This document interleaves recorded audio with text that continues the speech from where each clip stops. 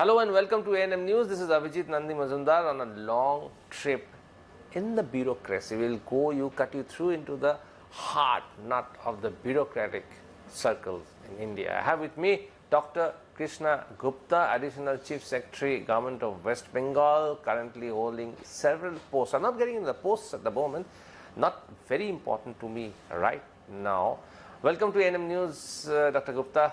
Good afternoon. And a very, very good day to you. Thank you. To make it a little easy and smooth, you have had a very long innings as a bureaucrat, and I guess both the center and the state. So my first question to somebody who is just looking up to become a senior bureaucrat or looking into the UPSC circles, how has the ride been so far? Okay. Thank you, Abhijit, for inviting me to this program. Well, we've known each other for a while, almost more than 20 years, since our district days, since my district days. I think the ride has been wonderful, full of challenges, and I have worked under various political dispensations. When we were in the districts, the left was ruling. When I went to the Government of India, Congress government was in power. I returned to the state of West Bengal, Trinamool Congress had come in. So I have tasted a fair amount of variety in terms of the political dispensation that has ruled. And but the challenges have remained constant. There is always something that is going to be put up to you, and you have to solve those. The districts were a different ball game. The secretariat in Bengal is a different ball game. The Government of India was a completely different ball game. So when you go down the memory lane, basically in the early days as a bureaucrat, what are the biggest contribution that you feel you have been able to do in the state first and then later on the center?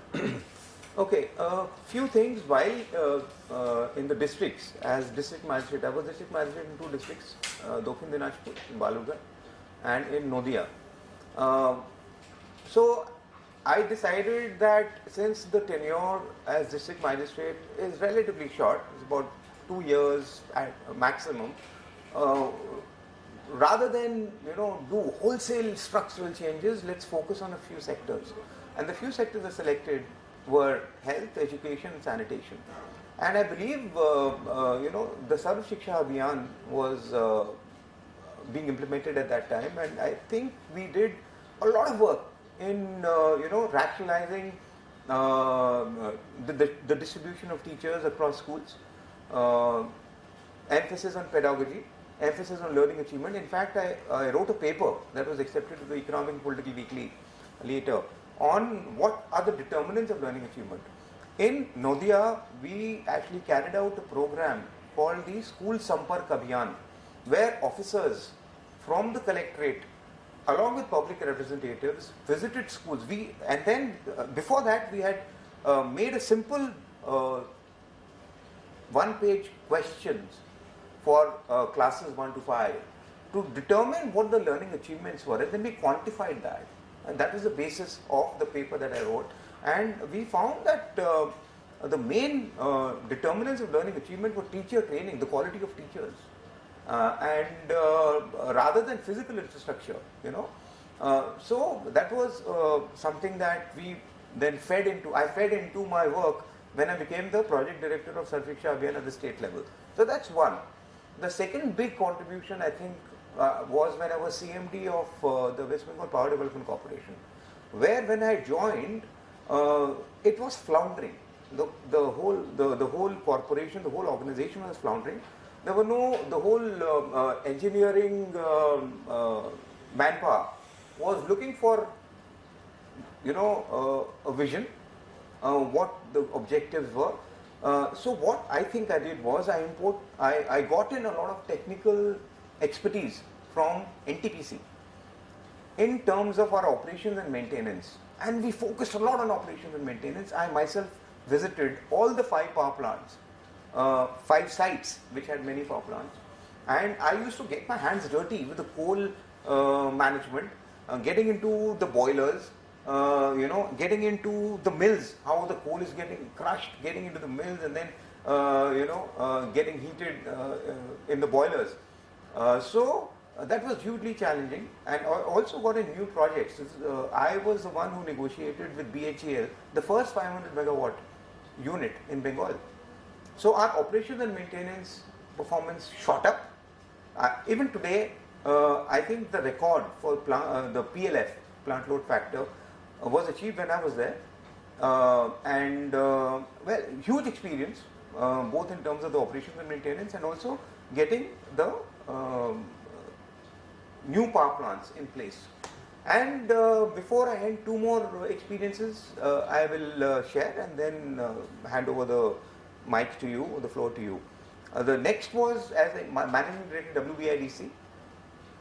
The whole global summit, the investor summit, was begun when I was there, with a lot of cooperation from other departments, and with a lot of help and also mentorship from Dr. Amit Mitra, who was then the industry minister. In addition, we kick-started a lot of the parks which were lying, again in a very bad state as far as infrastructure was concerned. So we spruced up the infrastructure in Vidyasagar Industrial Park and Panagar Industrial Park. I got a railway siding into the Panagar Industrial Park, improved the roads, the lighting, had constant interaction with people who were already manning the parks, what their problems were. So I think now Panagar and Vidyasagar Industrial Parks are full, and they are one of the crown jewels in the industrial landscape of Bengal. And before I end, Government of India, fantastic experience when I was India's representative to the Permanent Mission of India to the WTO at Geneva, and another completely different experience where we were negotiating trade deals at a multilateral level with 100 plus other countries, and it's a huge challenge. When we were tabling proposals, we were building teams, building coalitions, countering those that were not really on our side. Getting India's interests on the table, pushing them, and getting others to commit to them. So huge experience. I was there from 2006 to 2010. So yeah, in short, that's what. Yeah, that's quite a huge rainbow of experiences that you had.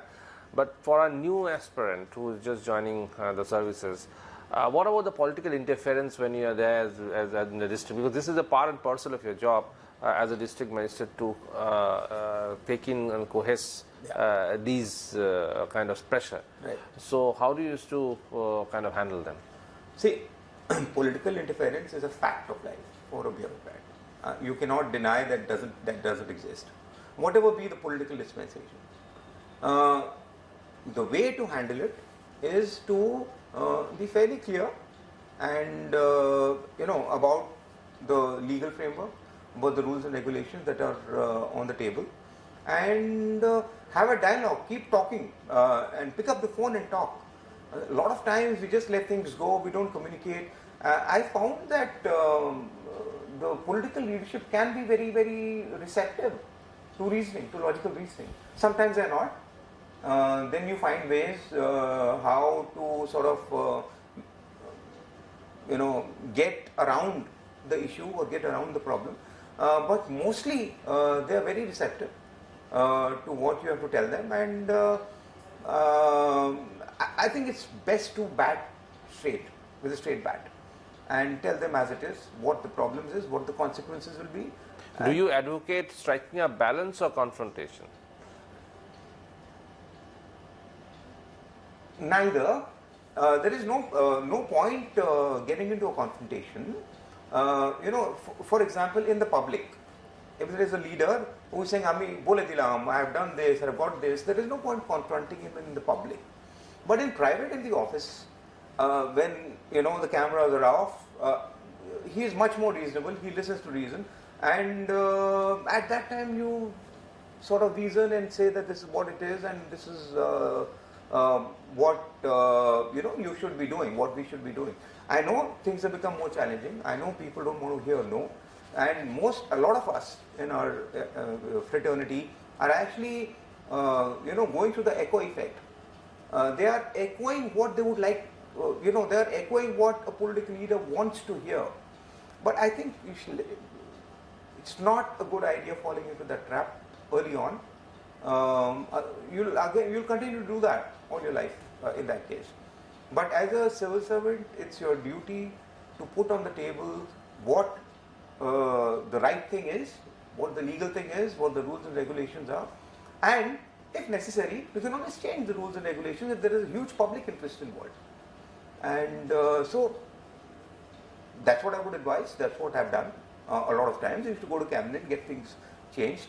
If there is a huge public interest involved, and if there is a strong feeling that this needs to be done, it still can be done.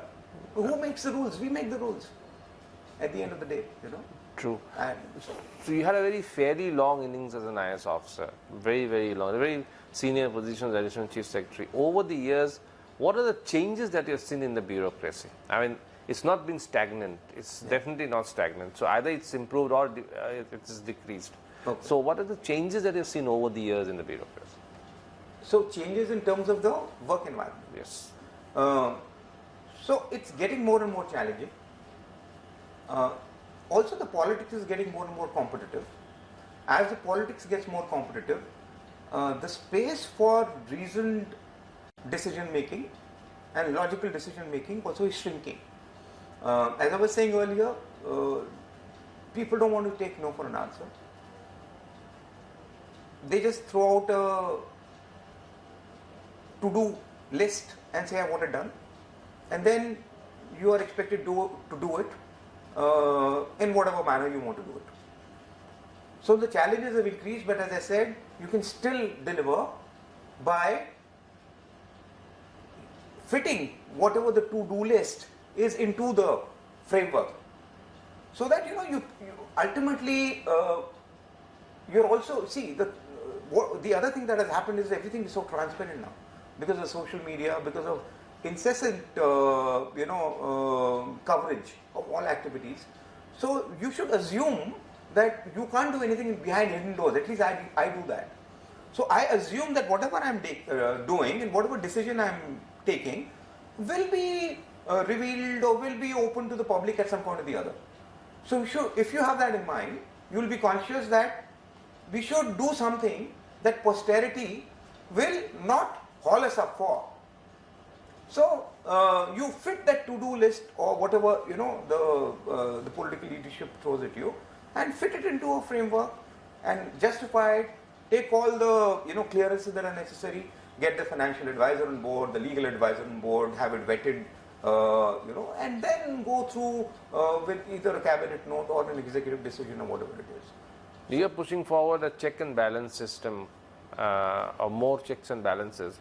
But then, for over the years, corruption has always been a part and parcel of every political campaign, wherever we have seen it. And corruption in the bureaucracy has always been highlighted. So what is your feeling on that?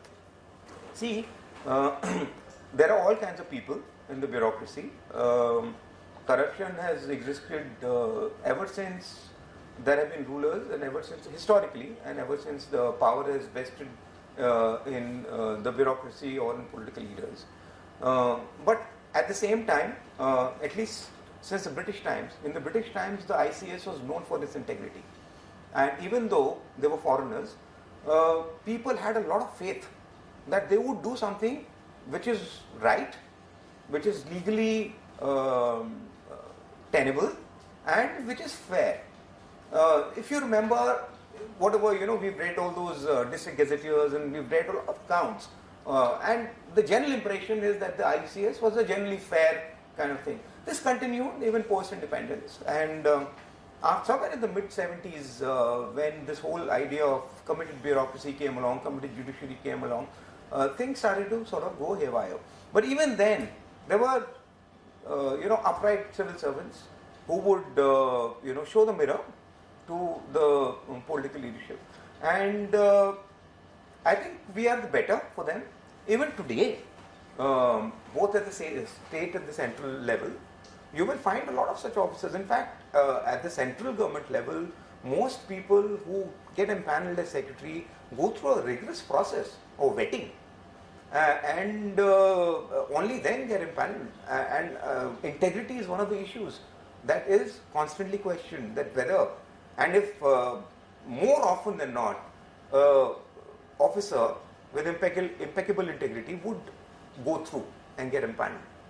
But then do you feel, I just want to cut you here, do you feel that loyalty is more important today than integrity? It is becoming increasingly important. There's no doubt about it. The challenge again for the bureaucracy is to balance the two.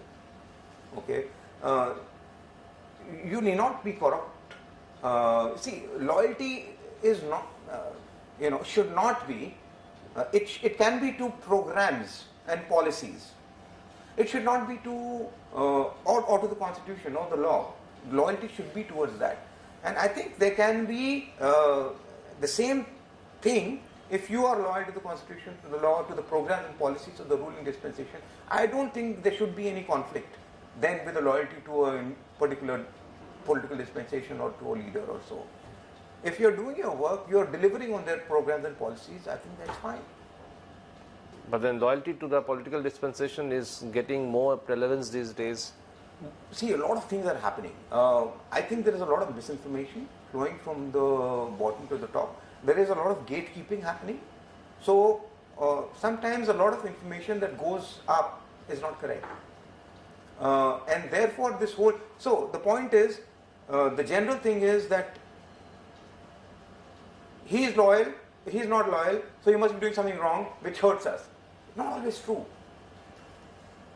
If you are loyal to the policies and programs, I'm repeating, if the policies and programs are being delivered in the right, fair manner, it's to the advantage of the political leadership and dispensation.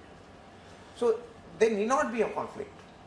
And I think there should be a more open, transparent information flow towards the top leadership as compared to what is happening now. Today. Do you have any regrets in life? As a bureaucrat? As a bureaucrat.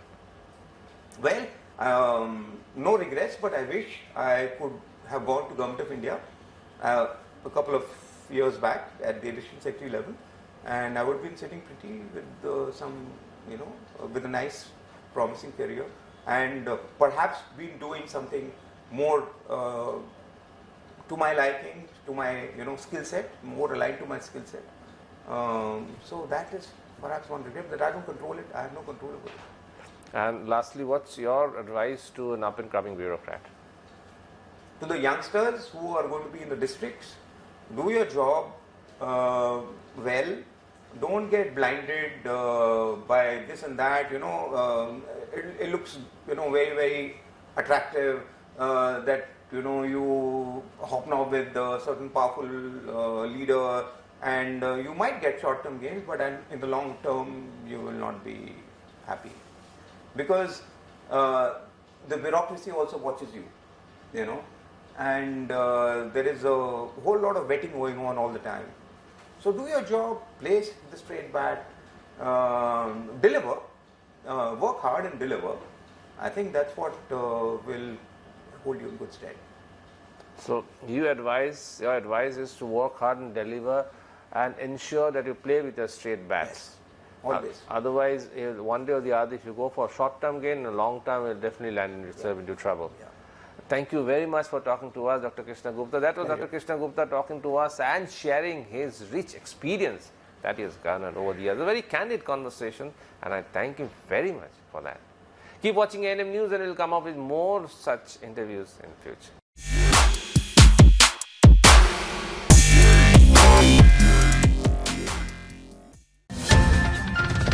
और खबरों के लिए subscribe कीजिए ANM news, bell icon दबाकर रहिए सबसे आगे।